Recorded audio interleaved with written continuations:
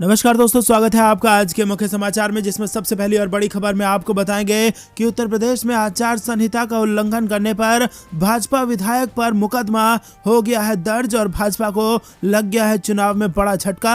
इसी के साथ दूसरी बड़ी खबर में आपको बताएंगे दोस्तों कि प्रधानमंत्री को और सुरक्षा दीजिए, पीएमओ के अफसरों को सस्पेंड कीजिए, अखिलेश यादव का बड़ा बयान। तीसरी बड़ी खबर में जिक्र होगा कि कांग्रेस का चुनावी दाव, महिला, दलित और रोजगार पर कांग्रेस रखेगी अपना एजेंडा, चुनाव प्रचार का बदल दिया पैटर्न। चौथी बड़ी खबर में जिक्र होगा कि लड़की हूं लड़ सकती हूं नारा हुआ हिट, कांग्रेस के टिकट पर चुनाव लड़ने के लिए 6000 महिलाएं आ गई आगे। और इसी के साथ पांचवी बड़ी खबर में आपको बताएंगे कि उत्तर प्रदेश चुनाव में सपा को जबरदस्त फायदा, बीजेपी को हुआ बड़ा नुकसान और आ गया नया ओपिनियन पोल। दोस्तों, क्या है ओपिनियन पोल के नतीजे और क्या है पूरी खबर, हर एक खबर डिटेल में आपको बताएंगे। लेकिन उससे पहले अगर आपको भी ऐसा लगता है कि यूपी के चुनाव में भाजपा की उल्टी गिनती शुरू हो चुकी है तो वीडियो लाइक करना मत भूलिएगा और लाल बटन दबा के चैनल को सब्सक्राइब कर लीजिए ताकि ऐसी खबरें आप तक पहुंचे सबसे तेज। दोस्तों, जो करते हैं फटाफट से पहली बड़ी खबर की तरफ। आचार संहिता का उल्लंघन करने पर बीजेपी विधायक पर मुकदमा दर्ज। जी हां दोस्तों, उत्तर प्रदेश के बरेली जिले में आचार संहिता उल्लंघन का पहला मुकदमा सोमवार को बीजेपी विधायक एवं पूर्व मंत्री बहोरन लाल मौर्य के खिलाफ भोजीपुरा थाना में दर्ज हुआ और बीजेपी विधायक पार्टी के प्रमुख लोगों के साथ विधानसभा क्षेत्र के एक आश्रम में रविवार को कंबल बांट रहे थे। उनका वीडियो रविवार को वायरल हुआ था, जिसके चलते सपा के पूर्व मंत्री शहजील इस्लाम ने डीएम और एसडीएम से आचार संहिता उल्लंघन की शिकायत की। अफसरों ने वायरल वीडियो की जांच कराई और इसके बाद बीजेपी विधायक बहोरन लाल मौर्य सहित अन्य लोगों पर मुकदमा दर्ज हो गया। रुक करते हैं अगली बड़ी खबर की तरफ। प्रधानमंत्री को और सुरक्षा दीजिए, पीएमओ के अफसरों को सस्पेंड कीजिए, अखिलेश यादव का बड़ा बयान। जी दोस्तों, पंजाब में प्रधानमंत्री नरेंद्र मोदी के काफिले की सुरक्षा में चूक का मुद्दा जल्द ही 5 राज्यों में होने वाले विधानसभा चुनावों में बड़ा मुद्दा बन सकता है। राजनीतिक गलियारों में संभावना जताई जा रही है कि कांग्रेस शासित राज्यों में हुई इस चूक को यूपी चुनाव में भी जोर शोर से उठाया जाएगा। लेकिन दोस्तों, क्या प्रधानमंत्री को या फिर यूं कहिए कि भाजपा को इसका फायदा मिलेगा? हाँ या ना में अपनी राय हमें जरूर बताइए कि क्या जो एक तरीके से कथित ड्रामा रचा गया पंजाब में पीएम मोदी की सुरक्षा को लेकर, उसका फायदा भाजपा को होगा कि नहीं? अपनी राय जरूर बताइए। दोस्तों, आपको बता दें कि अखिलेश यादव से जब इस मामले पर सवाल पूछा गया तो समाजवादी पार्टी के मुखिया अखिलेश यादव ने कहा कि प्रधानमंत्री नरेंद्र मोदी की सुरक्षा और भी मजबूत बननी चाहिए। पंजाब में हुई इस चूक के जिम्मेदार पीएमओ के सभी अधिकारियों को निलंबित और बर्खास्त कर दिया जाना चाहिए। सपा नेता ने आगे कहा कि पीएम की सुरक्षा में चूक को राजनीतिक मुद्दा नहीं बनाया जाना चाहिए। रुक करते हैं अगली बड़ी खबर की तरफ।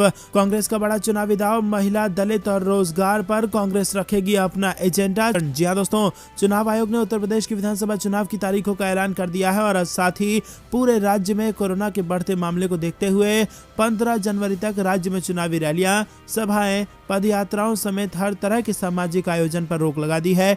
इस क्रम में जहां हर बड़ी पार्टियों ने अपनी जनसभाओं और रैलियों पर रोक लगाई है, वहीं कांग्रेस पार्टी ने चुनाव प्रचार के लिए नया तरीका इजाद कर लिया है।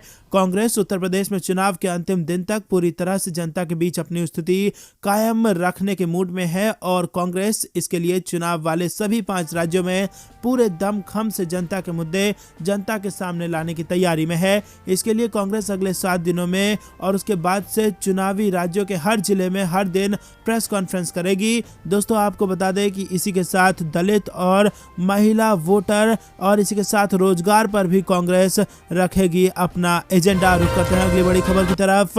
लड़की हूं लड़ सकती हूं नारा हुआ हिट, कांग्रेस के टिकट पर चुनाव लड़ने के लिए 6000 महिलाएं सामने आई। जी हां दोस्तों, आपको बता दें कि लड़की हूं लड़ सकती हूं नारे के साथ कांग्रेस पार्टी ने चुनावी मैदान में शंखनाद किया है। कांग्रेस पार्टी ने इस बार विधानसभा चुनाव के लिए 40% टिकट महिलाओं को देने का ऐलान किया है। प्रदेश अध्यक्ष अजय कुमार लल्लू ने दावा किया कि यूपी में चुनाव लड़ने के लिए अभी तक 9000 आवेदन आ चुके हैं और इनमें से 6000 महिलाओं के हैं। हालांकि विधानसभा चुनाव के लिए भले ही कांग्रेस ने सबसे पहले प्रत्याशी चयन की प्रक्रिया शुरू की हो, लेकिन अभी तक सूची जारी नहीं कर पाई है। कांग्रेस की राष्ट्रीय महासचिव प्रियंका गांधी ने यूपी के विधानसभा चुनाव में महिलाओं को आरक्षण देने की बात कहकर चुनावी माहौल को गरमा दिया था।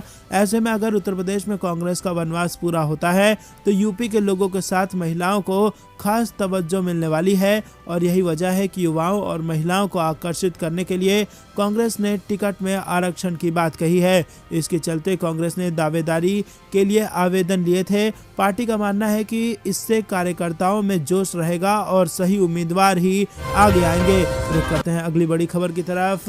उत्तर प्रदेश के ओपिनियन पोल में भाजपा को बड़ा झटका और सपा को जबरदस्त फायदा। जी हाँ दोस्तों, आपको बता दें कि ओपिनियन पोल के जो नतीजे हैं वो भाजपा की नींद उड़ा सकते हैं। उत्तर प्रदेश में भारतीय जनता पार्टी फिर सत्ता हासिल करने में कामयाब होगी या समाजवादी पार्टी बाजी पलट देगी या फिर कांग्रेस या बसपा पिछले चुनाव के खराब प्रदर्शन के उलट इस बार कोई चमत्कार कर पाएंगी।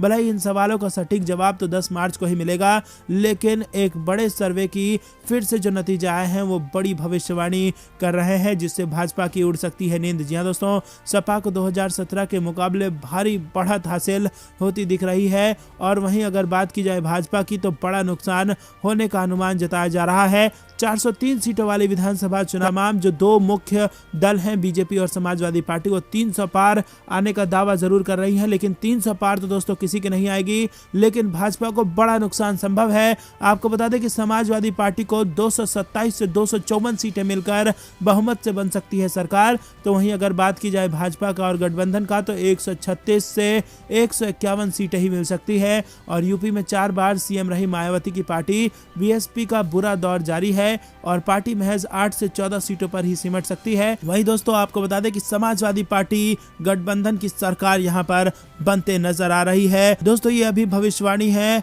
और जो असल के नतीजे होंगे वो 10 मार्च को आएंगे। उस वक्त भी हम देखेंगे कि क्या ओपिनियन पोल था और क्या नतीजे हैं। लेकिन अभी अगर 10 दिन में जो ओपिनियन पोल कराए गए हैं उसमें ट्रेंड देखा जाए तो लगातार समाजवादी पार्टी की पहुंच उछल रही है और समाजवादी पार्टी की दावेदारी मुख्यमंत्री के लिए और यूपी की सरकार के लिए लगातार बढ़ती जा रही है। तो करते हैं अगली बड़ी खबर की तरफ। अखिलेश यादव ने भाजपा पर बोला हल्ला, कहा बीजेपी का जनता के हित से कोई लेना देना नहीं। जी हाँ दोस्तों, चुनाव की डेट आ गई है और सभी नेता अलग अलग कार्यक्रम में शामिल होकर अपनी राय रख रहे हैं, साथ ही दूसरों पर दोषारोपण भी कर रहे हैं। और सोमवार को एक कार्यक्रम में शामिल हुए अखिलेश यादव ने बीजेपी और कांग्रेस पर जमकर हमला बोला।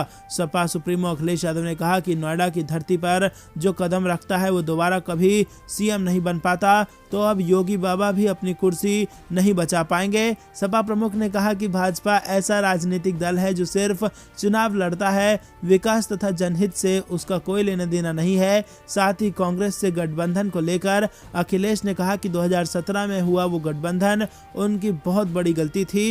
उन्होंने कहा कि अब जो गठबंधन है वो सभी समान विचारधारा वाले लोगों का गठबंधन है। तो दोस्तों क्या जो पिछले गठबंधन को कोसा है समाजवादी पार्टी के नेता अखिलेश यादव ने, वो कांग्रेस को लेकर कोसा है या फिर बसपा यानी कि बहुजन समाज पार्टी को लगता है? कमेंट में हमें जरूर बताइए। रुक करते हैं अगली बड़ी खबर की तरफ। इस बार उत्तर प्रदेश में बिहार के भी कई दल लड़ेंगे चुनाव। जी हाँ दोस्तों, आपको बता दें कि इस साल होने वाले उत्तर प्रदेश विधानसभा चुनाव में बिहार के कई दलों की एंट्री हो गई है। बिहार के कम से कम 4 क्षेत्रीय दलों ने औपचारिक रूप से घोषणा की है कि वो उत्तर प्रदेश में गठबंधन में या अपने दम पर चुनाव लड़ेंगे और इन 4 क्षेत्रीय दलों में 2 बिहार में एनडीए का हिस्सा भी हैं। जनता दल यूनाइटेड यूपी चुनाव लड़ने के लिए पूरी तरह से तैयार है और उसके नेताओं का दावा है कि वो सीट बंटवारे के लिए भाजपा के साथ बातचीत कर रहे हैं। वहीं इसी बीच भाजपा ने उत्तर प्रदेश में जनता दल के साथ संभावित सीट बंटवारे पर एक शब्द भी नहीं कहा है। रुक करते हैं अगली बड़ी खबर की तरफ। दिल्ली में सभी प्राइवेट दफ्तरों को बंद करने का आदेश, सख्त पाबंदियां कर दी गई हैं लागू। जी हाँ दोस्तों, दिल्ली में कोरोना के बढ़ते संकट को देखते हुए सख्ती बढ़ा दी गई है और अब दिल्ली के सभी प्राइवेट दफ्तर पूरी तरह से बंद करने का आदेश दे दिया गया है। सभी कर्मचारी वर्क फ्रॉम होम करेंगे। वहीं दिल्ली डिजास्टर मैनेजमेंट अथॉरिटी ने यह आदेश दिया है। अभी प्राइवेट दफ्तर 50% क्षमता पर चल रहे थे और 50% स्टाफ ऑफिस जाता था। डीडीएमए ने और सख्त पाबंदियां भी लागू की हैं। आदेश के तहत दिल्ली में सभी रेस्टोरेंट और बार भी बंद किए गए हैं। अब रेस्टोरेंट से फूड आइटम की होम डिलीवरी और टेक अवे की सुविधा होगी और अब तक रेस्टोरेंट और बार भी 50% क्षमता के साथ खुले हुए थे। दफ्तरों की बात करें तो सिर्फ एग्जम्प्टेड कैटेगरी या फिर एसेंशियल सर्विसेज प्रदेश के प्राइवेट दफ्तरों को इस नियम से छूट होगी। दिल्ली में कोविड संक्रमण की रोकथाम के पहले ही काफी सख्ती की गई है और इसमें नाइट कर्फ्यू के बाद वीकेंड कर्फ्यू भी लगाया गया था, लेकिन इसका ठोस परिणाम देखने को फिलहाल नहीं मिला है। रुक करते हैं अगली बड़ी खबर की तरफ। मानहानि मामले में मध्य प्रदेश में अदालत ने सीएम सहित 2 अन्य को जारी कर दिया नोटिस। जी हां दोस्तों, आपको बता दें कि मध्य प्रदेश की एक जिला अदालत ने हाल ही में कांग्रेस के वरिष्ठ नेता और राज्यसभा सांसद विवेक तनखा द्वारा दायर मानहानि मामले में मुख्यमंत्री शिवराज सिंह चौहान को नोटिस जारी किया है। कोर्ट ने चौहान के अलावा शहरी विकास मंत्री भूपेंद्र सिंह और प्रदेश भाजपा अध्यक्ष वीडी शर्मा को भी उसी मामले में नोटिस जारी किया है, जिसमें कांग्रेस नेता ने ओबीसी आरक्षण के संबंध में गलत तथ्यों का प्रचार करके उन्हें बदनाम करने का आरोप लगाया है।